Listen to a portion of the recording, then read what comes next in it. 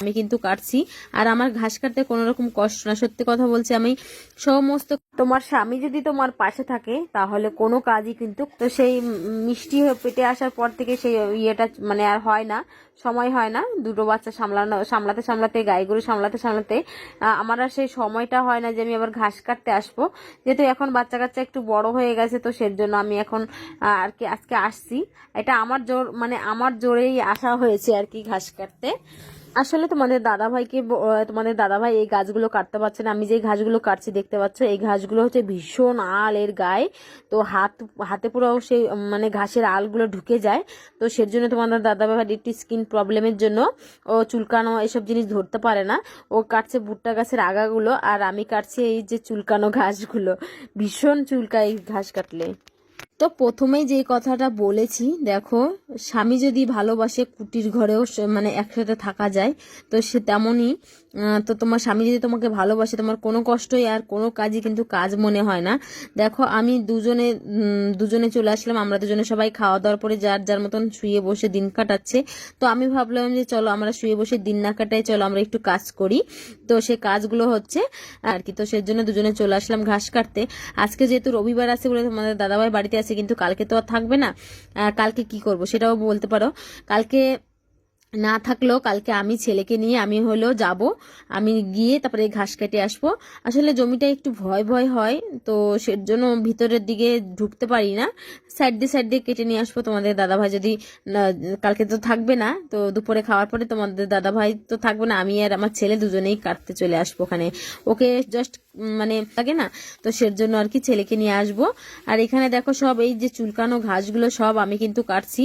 আর আমার ঘাস কাটতে কোনো রকম কষ্ট না, সত্যি কথা বলছি। আমি সমস্ত কাজ, আমার কোনো অপরক নাই, আমি সব চেষ্টা করলে সব কাজ পারি। আর আমি কখনো কাজ দেখে চুপচাপ বসে থাকি না, সবসময় কাজ করার চেষ্টা করি, যাতে করে আমার সময়ের জন্য সেই চিন্তা ভাবনাই কিন্তু আমার মাথায় কাজ করে। আমার মাথায় কখনো মনে হয় না যে আমি শুয়ে বসে দিনটাকে কাটিয়ে দিই। তো দেখো যেমন বর হাতে মোবাইল দিয়েছিল, মোবাইল দিতে আমি করছি। তো গাইও দিয়েছে, গাইড থেকেও ইনকাম করছে, মানে আমি সব দিক দিয়ে চেষ্টা করি কোথা থেকে সংসারে দুটো পয়সা আসে। তো সেইভাবেই চেষ্টা করি, কখনো শুয়ে বসে আর বাকি লোকের মতন আমি সময় কাটাতে চাই না। আর আমার ওই আলিশান বাংলোও দরকার নেই, আমি যেভাবে আছি অনেকটা ভালো আছি, এই সন্তান নিয়ে সবাইকে নিয়ে সুখে শান্তিতে থাকতে পারি। তো সেটাই সবাই চায়, আমি বলে না, সব মেয়েরাই চায় স্বামী সন্তান নিয়ে সুখে থাকার চেষ্টা সবাই করে। সবদিন সকালে না খাও, বাবা তো এইসব ঘাসও কাটতে পারে না।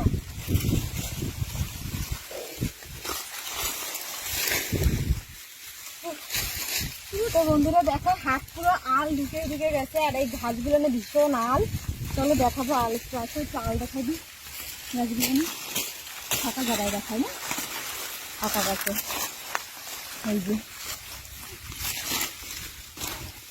এই যে এই আলগুলো কিন্তু হাতে পুরো ঢুকে যায়। আমার কিন্তু যে হাতে পুরো ঢুকে গেছে এই আল, যার জন্য তোমাদের দাদাভাই এই গাছগুলো কাটতে পারে না। তো ওর একটু চুলকানি প্রবলেমের জন্য এইসব গাছ কাটতে পারে না, তো আমি কাটি।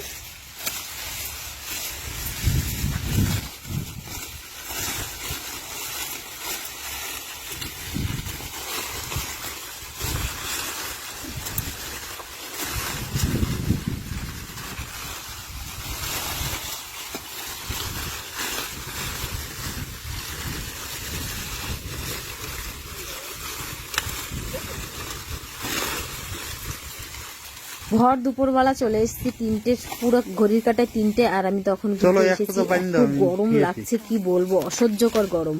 এক জায়গা তুমি দড়ি নিয়ে এসো।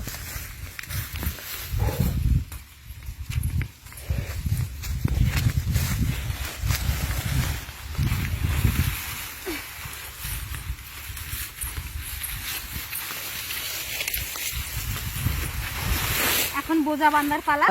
এখানে দেখো না সাধারণ বোঝাটা ও নিতে পারছে না, গা চুলকাচ্ছে বলছে। তো আমি ভাবলাম যে দাও, আমাকেই দাও, আমি মাথায় বোঝাটা নিয়ে তোমাকে মানে পার করে দিচ্ছি। জমির অনেকটা ভেতরে আছি আমরা, মানে রাস্তার কাছে নিয়ে যাচ্ছি আর কি মাথায় করে বোঝাটা।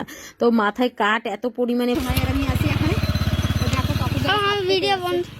এই যে হাত কেটে গেছে, আর কই যেন একটা হাত কেটে গেল, এই যে রক্ত বেরিয়ে শুকাই গেছে, সর্বশরীর পুরো চুলকাচ্ছে, তাও কাটতে হবে। গায়ের ঘাস আজকে নাই গায়ের জন্য, তো চলো কাটতে লাগে, দাদাভাই আবার আসুক নিয়ে যাবে। তো বন্ধুরা দেখো এত সময় অনেক ঘাস কাটছি। এই জায়গায় একটু দেখাও কতখানি ঘাস কাটছি। এই যে এক পোজা আছে আর ওই সাইডে আর এক পোজা আছে। এদিকে তোমাদের দাদা ভাই যেতে যেতে আমি 2 পোজা ঘাস কাটছি। আর তার দিয়ে বড় একটা কি কাজ করেছি দেখবে, এই দেখো হাতটারে কেটে ফেলেছি কাছে দিয়ে, কখন কেটে গেছে। এখন একটু মেঘ পাগ হচ্ছে, খুব সুন্দর দারুণ লাগছে, ভালো লাগছে। এত কষ্ট করেও কষ্ট মনে হচ্ছে না, এখন এত সুন্দর হাওয়া দিচ্ছে আর কি।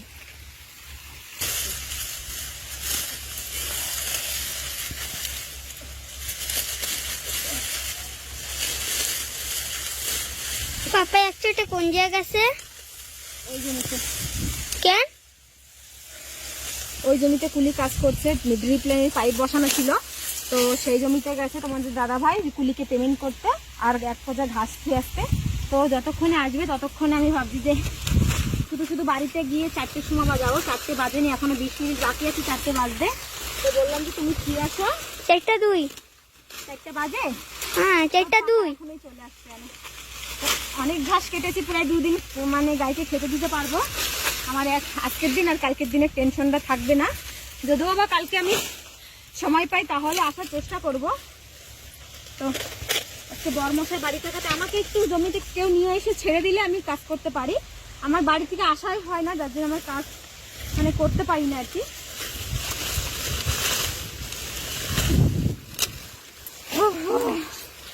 হ্যাঁ শান্তির হাওয়া লাগছে না রে বাবা। আকাশে দাও। তো চলো আর কিছুক্ষণ কেটে নিই, তোমাদের দাদাভাই আসলে আমার পরে তোমাদের দাদাভাই আসলে দেখা হচ্ছে। আমি আর একটু কিছুক্ষণ এইটুকু জায়গা পুরো ফাঁপা করে নিই। বন্ধুরা তোমাদের দাদাভাই ওই কই ওই যে দূরে আসছে। এখন পুরো মেঘ, পুরো আকাশ দেখো, আকাশ ভর্তি মেঘ, পুরো হাওয়া বাতাস চলছে। যেই নাকি বললাম এই সাইডে শ্মশান আছে, সের পর থেকে সোনাই ভয়তে জায়গা দিয়ে লড়ে নাই। আমি সোনাইরে করছি, আমি আর কি করছি, যে চারি সাইডে শ্মশান থাকে, নাহলে আমি একা একাও আসতে পারি। যেই সময় শ্মশানের কথা বলছি সোনাই আর ভয়তে জায়গা দিয়ে লড়ে না। ও কয় ও মা আমাকে ভিতরে চলো ভাই, ওইদিকে চলো ওইদিকে চলো। হ্যাঁ পারবি সাইকেলে বাদাই নিতে? হাওয়াতে বোঝা ফেলাই দিচ্ছে।